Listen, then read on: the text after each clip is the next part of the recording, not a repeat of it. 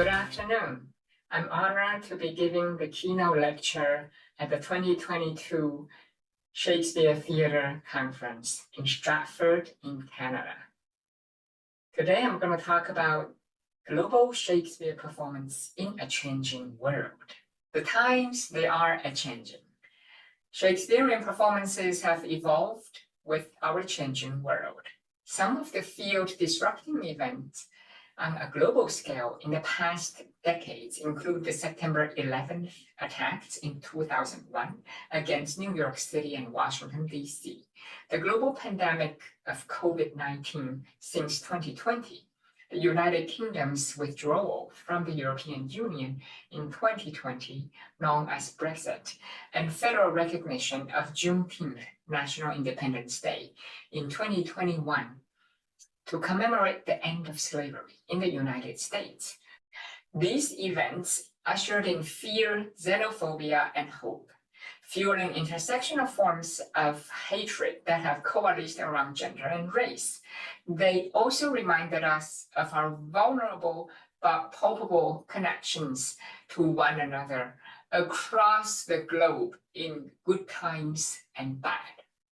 The social justice turn in the arts may have become more visible during the pandemic, but it has been a key ingredient in world cinema and theater.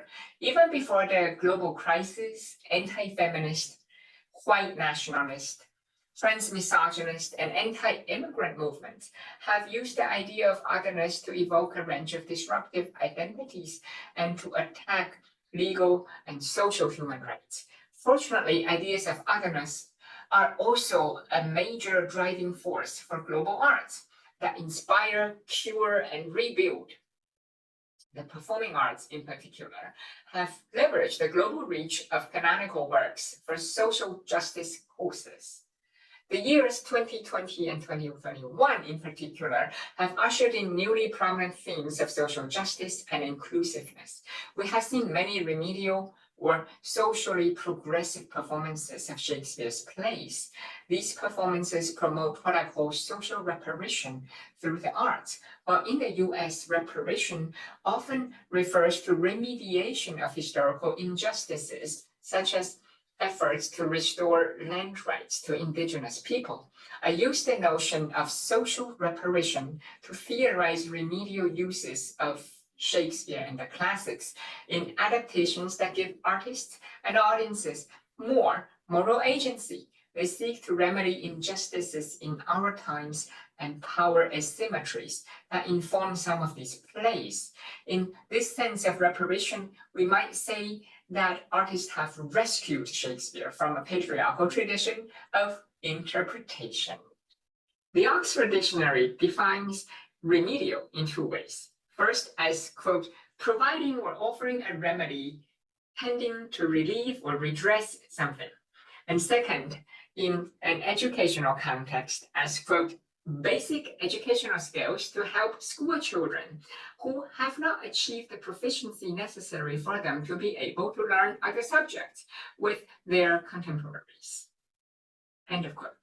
Both senses of remedial, that of repairing social injustice, and of remedial education have been applied to power, possibly offering a redistribution or reallocation of resources through Shakespeare, possibly giving subjects who do things with Shakespeare more agency, but possibly also implying a hierarchical relation in which Shakespeare and his authoritative or culturally sanctioned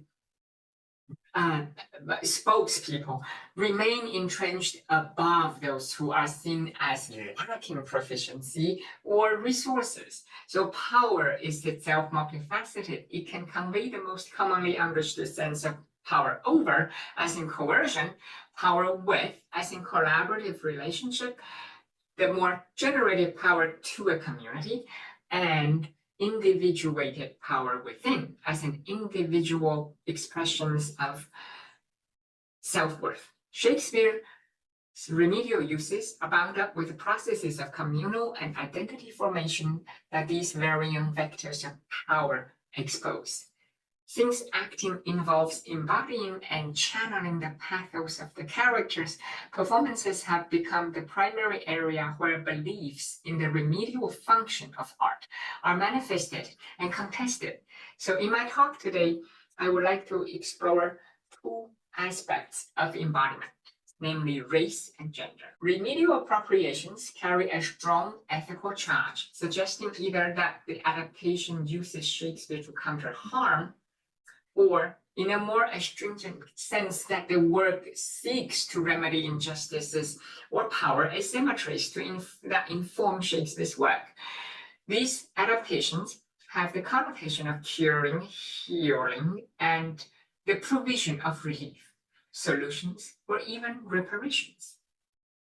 And so the first section of my keynote address today, race, in this section, let us look at the Oregon Shakespeare Festival's The Winter's Tale in 2016. It was directed by Desdemona Chiang, and it provided remedies in the form of social justice and inclusiveness. This is a rare Asian American production, and it featured an Asian American cast and alternated the settings of pre-modern China and America's Old West. This created a remedial culturally hybrid space. Director Chiang selected the play because The Winter's Tale itself is supposed to be a story of restoration and awakening. It features strong themes of social healing that many audiences gravitate to. In the interview, Chiang said in unambiguous terms that with this production, she finally had a sense of ownership over the Shakespearean material, which is a very validating thing when American theater is dominated by European, Eurocentric, and Western perspectives. The risk of tokenizing Asian Americans aside, said Chiang, the production is a sign of solidarity and support. In modern performances, both actors and their characters contribute to political and cultural elements of their surroundings. Indeed, the hybrid cultural and social space mirrored the minority actors, who were at once insiders and outsiders in the United States. One example of cultural hybridity was this production's stylized presentation of the stage direction, Exit Pursued by a Bear. Upon arriving in Bohemia, Antigonus encounters what appears to be a large brown rock center stage. A series of lightning flashes shows first the face of a bear, followed by its claws and eventually body. The rock comes to life, turns around, and reveals itself to be a bear in the form of a Japanese bunraku-style puppet. One puppeteer can be seen driving the bear's head, while two other puppeteers are in charge of each of the bear's front limbs. The bear devours Antigonus, who exits through its mouth. This is a remarkable transition from the tragic mood in the first half of the play to the comic pastoral mode in the second half. This creative decision is hybrid, both generically and culturally, redressing not only the tragic suffering of the play's first half, but also Shakespeare's Western Anglo-canonical exclusivity.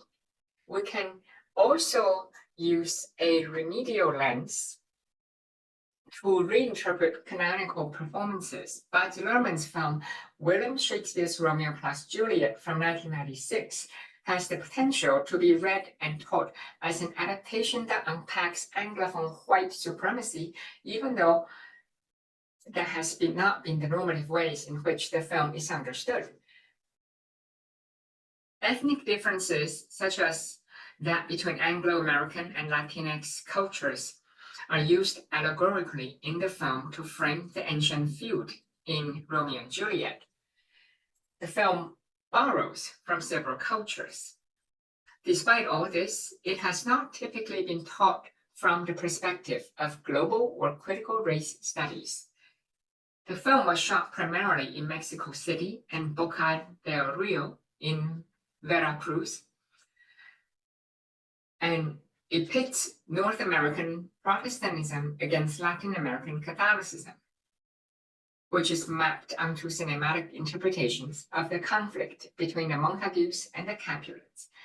each clan marked with their distinct accents and superior choices.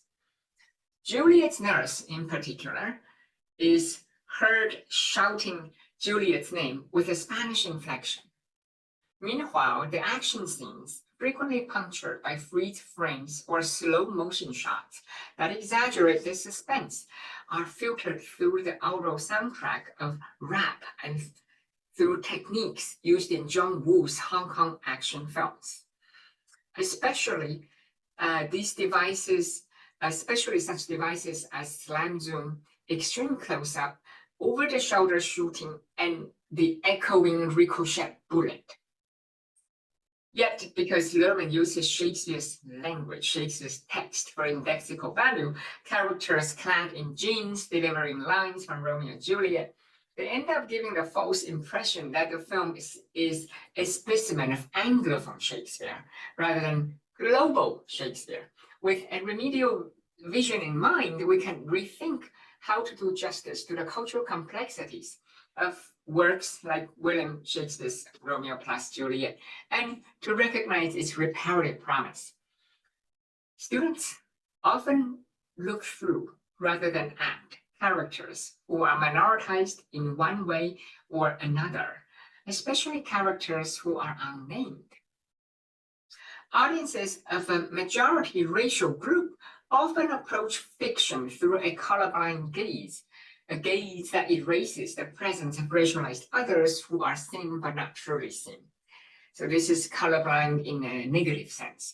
The colorblind gaze subsumes minorities under putatively universal themes that appeal to mainstream audiences and transform what may not hold mainstream interest, such as uniquely Latinx struggles, into American popular culture, such as American pop feminism.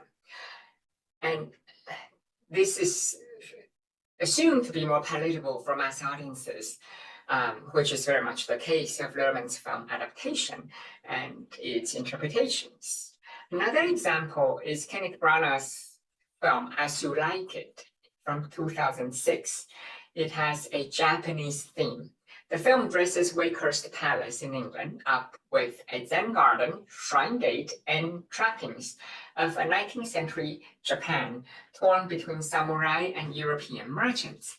The intercultural fusion is reflected by Rosalind's and Celia's Victorian dresses during the sumo match between Orlando and Charles. Sitting behind them, Duke Frederick dons dark samurai armor, which smacks of cultural appropriation. Orlando writes love letters in Japanese kanji script. Both Shakespeare and The Dream of Japan are deployed ornamentally in the filmmaker's signature visual romanticism. Despite its misappropriation of other cultures, this film is still valuable pedagogically because it can be a test case to help us place racial discourses across history in a global context and to think race through what is commonly regarded as a non-race film. The context of Anglophone Shakespearean film history alone is insufficient if we wish to fully unpack the cultural meanings of Branagh's As You Like It. Branagh's film participates in a tradition of using racial otherness for ornamental value, particularly in films that draw on Asian cityscapes and food to express exoticism. For example, Ridley Scott's Blade Runner 1982 is set in a futuristic Los Angeles, where Rick Deckard, played by Harrison Ford, eats ramen between missions.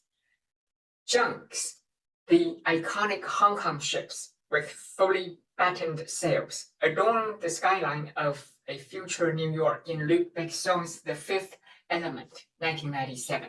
In San Francisco, the fictional city and backdrop of Don Hall and Chris Williams' Big Hero 6, 2014. The Kabuki-za, the principal theater in Tokyo for the classical form of dance drama, sits comfortably among American high-rises, merging the two coasts of the Pacific in the sunny future. James Mangold's Wolverine from 2013 engages in habitual deployment of Japanese architecture, such as Shiro Castle and Tokyo's Zojoji Temple, and warrior outfits, for which is a electromechanical suit. And the film uses all of these elements to signal evil within. Similar to Branagh's As You Like It, these films feature a great deal of Asian script, amplifying the myth that Asian writing is incorruptible. There is no culturally meaningful engagement with the Asian settings in these films. The characters may live in a futuristic Asian-inspired cityscape, but they move through social and architectural spaces without giving meaning to the presence of Asian writing, food, and modes of transportation. Asian cities and people, therefore, become disembodied, exotic aliens. The geographical distance enforces the temporal distance, as contemporary American urban scenes are reframed as futuristic cinematic space. Desdemona Jones' Winter's Tale, Baz Luhrmann's Romeo plus Juliet, and Kenneth Branagh's As You Like It are all theatrical and cinematic examples of global Shakespeare. Global Shakespeare matters today because it builds bridges and fosters reciprocity among cultures. Within Shakespeare and performance studies, global Shakespeare exemplifies world theaters and cinema's impact on American and European performance cultures and worldwide recognition of the works of Wole Soyinka, Aimé Césaire, Robert Lepage, and other writers. So global Shakespeare provides heuristically illuminating cases of filmmaking and theater making, and sometimes negative lessons, like many of those that I cited. Language is sometimes used as a marker for racial difference. Here's an example. British Canyon director Jatina Verma, artistic director of Cara Arts, uses the term Binglish to challenge the dominant conventions of the English stage. Verma is referring to the theater practice of featuring Asian or Black casts in productions by independent Asian or Black theater companies. In April 2015, Cara Arts produced Macbeth that was set in a migrant Asian family. Verma deliberately avoided picking an Asian-themed play. Instead, Cara Arts wanted to give Black and Asian actors an opportunity to do Shakespeare. To counter the racist colorblind gaze, as educators, artists, and content creators, we can bring actors' identities into intentioned, meaningful interactions with plot elements. Casting people of color is an important step, but as Philip Mazzucco's research points out, there is an important distinction between color-conscious and color-blind casting practices. The former brings actors' somatic presence to bear on dramaturgical meanings. The latter perpetuates prejudices against minority rather than eradicating them, because it erroneously equates social justice with the absence of stereotypes in selection processes. Colorblind practices can propagate harmful anti-minority prejudice. Before we conclude this section on race, I would like to note that the ultimate goal for minority artists is to transcend the label of a post-colonial subject or a perpetual other. US actor Hector Reynoso, for example, is strongly opposed to any labels, particularly persons of color. He envisions a post-racial world where his talents, rather than his race, will draw the spotlight. Similarly, actor Deidre Starnes complained that she is ready to take on a stately role, and would love to play Cleopatra. However, she is repeatedly asked to be the nurse in Romeo and Juliet. As important as racialization is the question of gender, as feminists have turned to performance as a tool to deconstruct the gender binary and challenge the male caretaker of our cultural heritage. The past decades have seen the emergence of new ways of staging and screening historical gender practices. These works reject cross-dressing as a convenient fiction about binary genders. These performances reveal that gender variance is more than just a dramatic device or theater practice. We're going to focus on transgender practice here. Shakespeare holds a central place in facilitating transgender performance. First, gender expression that does not match prevailing gender norms is actually a recurring motif in Shakespeare's plays. Women did not generally perform on the English professional stage before 1660, characters for all genders were performed by all male cast on the professional stage, but those plays were designed to appeal to diverse audiences. Robin Craig and Jack Doyle, co-founders of the Transgender Shakespeare Company, use Shakespeare to highlight the ways in which marginalized identities can interact with the mainstream canon and access dominant cultural narratives. It is now high time we come up with inclusive ways to interpret gender and Shakespeare. I developed a theory called the trans lens, which regards gender as a set of interpersonal relationships. Trans lens regards gender as social practices that evolve in the presence of other people and over time. Trans is not an immutable identity category that somehow stands in opposition to more established ones, such as cisgender identities. We can ask new questions about performances. How might the meanings of the play change if we consider them as transgender performance rather than cis-centric stories requiring suspension of disbelief? What if the body of the female character and the actor's somatic presence exist on a continuum rather than in contrary fixations, rather than in oppositions? The enactment of gender is not predicated upon substitutions or diagnostic recognition, such as substituting the boy actor for Ophelia or Desdemona, or in being reminded of the real body beneath the illusion of Ophelia or Desdemona. So my trans lens enhances our understanding of Shakespeare's comedies and romance plays. If you think about Viola, who presents as page boy Cesario for most of the dramatic action in Twelfth Night, there are many other examples, such as Falstaff as the Witch of Brentford to escape Ford's house in The Merry Wives of Windsor, Rosalind venturing into the woods as Ganymede in As You Like It, and in that same play, actually, Celia, Phoebe, and Audrey were also played by boy actors in Shakespeare's times. You also have Imogen as the boy Fidel in Cymbeline. These characters have transformative experiences. They move between demarcated social spaces. They break free of social impositions sometimes, and they pass through, reside in, or reconstruct transitive social spaces. They could be played by trans or non-binary actors. They could be interpreted as fluid or non-binary. My trans lens renders legible some of the obscured aspect of these characters. This theory can debunk the myth that transgender identity is an exclusively modern phenomenon and helps us parse the perceived monstrosity of the gender non-conforming body. Theater empowers trans artists to make important revisions to canonized gender narratives. Emma Franklin and Andy Kesson, for instance, worked together at Stratford Festival's 2019 Theatre Laboratory to adapt John Lilly's 1588 comedy Galatea as a trans story. In their version, Galatea and Phillida are disguised by their fathers as boys and sent into the forest where the two fall in love. They do so in order to escape their fate of being sacrificed as the fairest versions of Agar.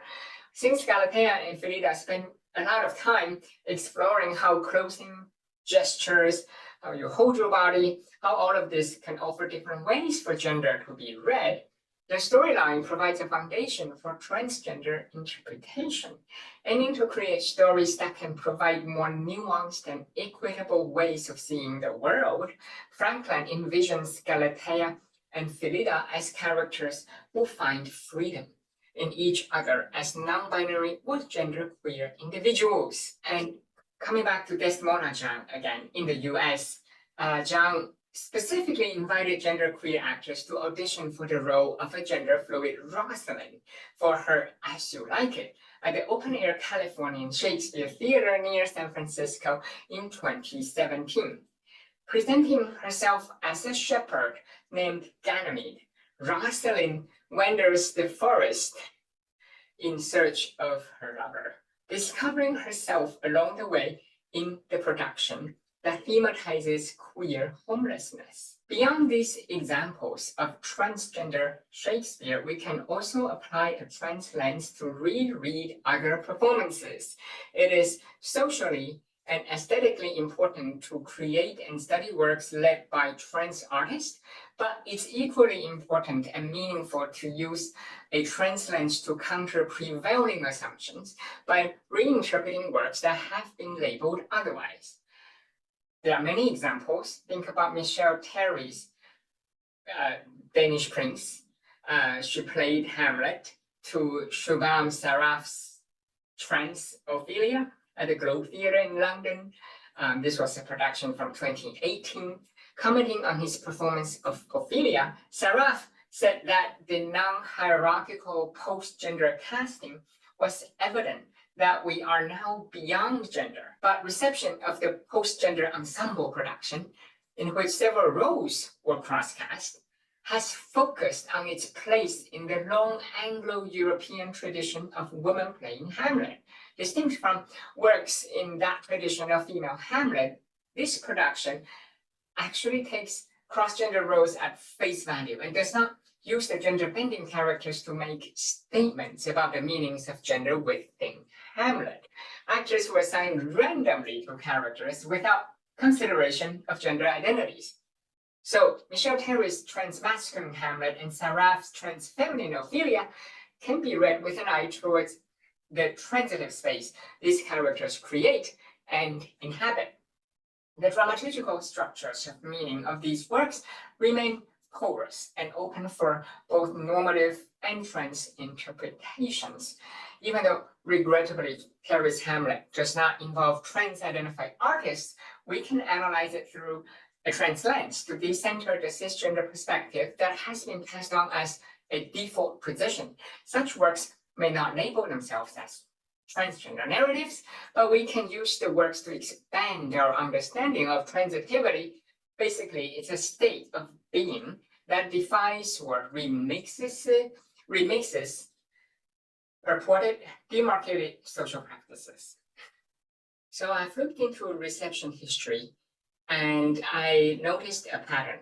Audiences often demonstrate divergent attitudes toward representations of transfeminine and transmasculine figures. So transfeminine presentations are often seen as material for comedy, while transmasculine presentations are seen as a form of female empowerment. Transfeminine practices are used to tone down misogynist violence, as against Falstaff as a witch in Fiona Laird's 2018 Royal Shakespeare Company production of The Merry Wives of Windsor. It is seen as a moment of clowning around. Transfemininity, in contrast, can also become an illegitimate act, such as Carlisle Stewart's 2019 film version of As You Like It. The film features an all-male cast and was shot in Death Valley. Transmasculine performance also involves risk, but is a different type of risk. It is often billed as emancipating, because the act enables some characters to access male exclusive social spaces, such as Rosalind in Kenneth Branagh's 2006 As You Like It. There is a recent Taiwanese film version called As We Like It. It's an all-female, gender-bending film version. It's co-directed by one of the founders of Shakespeare's Sisters Company in Taiwan. Based on As You Like It, this Taiwanese film was conceived as a talkback to the all-male performance traditions of Elizabethan England. The film features an all-female cast, including 2 openly trans actresses. The film follows Orlando and Rosalind and 3 other potential couples in their search for one another in an internet-free neighborhood in a futuristic Taipei. Characters' gender remain unchanged, but they're all played by female actors. So in this clip, Orlando is seeking advice on love from a fortune teller who is in fact Rosalind in disguise. Instead of engaging in suspension of disbelief, the film asks us to suspend our cisgender biases. The film turns gender play in Shakespeare's comedy into a platform for queer experimentation. It should be noted that transness in performance can become overt or tacit over time. Certain practices and bodies may index transness in specific contexts. In a future point in time, they may cease to symbolize the practice they do today. They may begin to signify differently. The recent social justice turn in the performing arts has some caveats.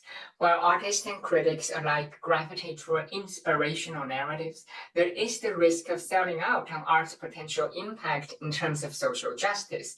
Advertising trends sometimes give false impression of a work's inclusiveness.